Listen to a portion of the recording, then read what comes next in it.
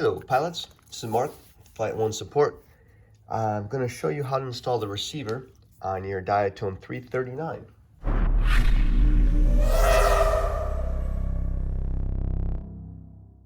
So the Diatone 339 comes with a little package. Got your receiver and tells you where everything goes. You can see here. And it also comes with two wires. This one with connectors is for the XSR free sky receiver.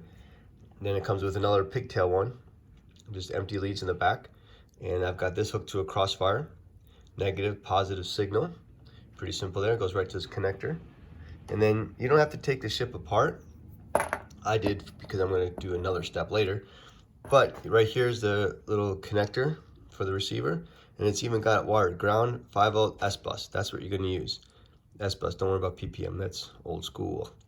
So as long as you wire this correctly, you just plug this connector into here. See, ground, 5-volt S-bus. There's only 3 wires, so you should have 3 wires. And then it'll click. It'll actually, you push in really good, and it clicks. Let's see here. Turn over, and you can see it's not in all the way there. There, it clicked.